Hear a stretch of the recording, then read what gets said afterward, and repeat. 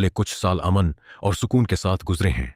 हमें इसके बावजूद किसी भी नई आजमाइश के लिए तैयार रहना चाहिए, क्योंकि याद रहे कि अब मेहदी हमारे दरमियान नहीं रहे हैं।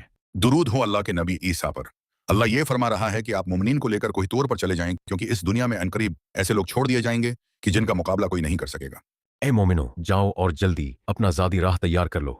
हम कल सुबह होते ही कोहितूर की तरफ हिजरत करेंगे, क्योंकि बहुत जल्द ऐसे वहशी लोग आज़ाद होने वाले हैं कि जिनका मुकाबला करना हमारे बस में नहीं है।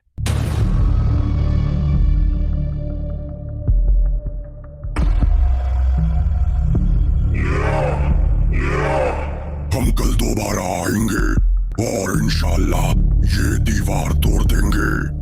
बेटा, आज जल्दी सो जाना, हमने कल सुबह होते ही निकलना है।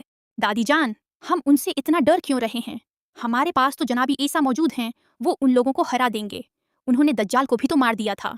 नहीं बेटा, वो तादाद में बहुत ज्यादा हैं, उन्हें अल्लाह के अलावा कोई नहीं हरा सकता। दादी जान, ये कौन लोग हैं? जी बेटा, कुरान ने इन्हें याजूज और माजूज कहकर पुकारा है। ये कहानी है एक निहायत ही नेक बादशाह जुल्करनैन की। जुल्करनैन यानी दो सिंगों वाला। उन्होंने अपने सिर पर एक ऐसी आहनी खूब पहन रखी थी कि जिस पर दो सिंग नुमायां थे। इनकी हुकूमत का दायरा बहुत वसी था। वो अपनी फौज को लेकर एक ऐसी जगह पहुंचे जहां उन्होंने सूरज को एक सियाह कीचड़ के चश्मे में डूबता हुआ यानी गुरूब होता हुआ पाया। अल्लाह ये फरमा रहा है कि ऐ जुल्करनैन, या तो तुम इन्हें सजा दो या इनके बारे में भलाई इख्तियार करो। तुम में से जिसने भी जुल्म किया तो अनकरीब हम उसे सजा देंगे।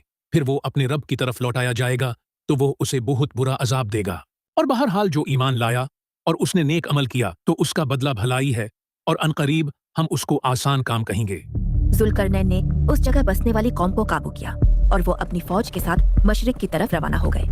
वो उस रास्ते पर सफर करते हुए एक ऐसी जगह पहुंचे जो सूरज के तुलू होने की जगह थी। वहाँ उन्होंने एक ऐसी कौम को देखा कि जिनके लिए अल्लाह ने सूरज से कोई आड़ नहीं रखी थी।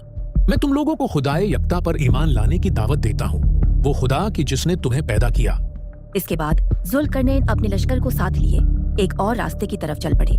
इस बार वो दो पहाड़ों के बीच एक ऐसी जगह पर पहुंचे जहां उन्हें एक ऐसी कौम मिली जिन्होंने जुल्करनैन से मदद तलब की। जुल्करनैन और उस कौम के लिए एक दूसरे की जबान को समझना मुश्किल था, इसलिए गालिबन इशारों की जबान में बातचीत की गई। उन्होंने बताया कि किस तरह याजूज और माजूज जमीन में फसाद बर्पा करते हैं और वो कौम खुद भी उनके जुल्म का शिकार थी। उन्होंने जुल्करनैन से दरख्वास्त की कि वो कुछ माल के बदले उनके और याजूज माजूज के बीच एक दीवार बना दें। जुल्करनैन ने किसी मुआवजे के बगैर उनकी मदद करने का फैसला किया। मेरे पास मेरे रब का दिया सब कुछ है, बस तुम लोग दीवार बनाने में मेरी मदद करो और मेरे पास ज्यादा से ज्यादा लोहे के टुकड़े लाओ। जुल्करनैन अपनी निगरानी में लोहे के उन टुकड़ों की मदद से एक बहुत बड़ी दीवार बनाने में कामयाब हो गए।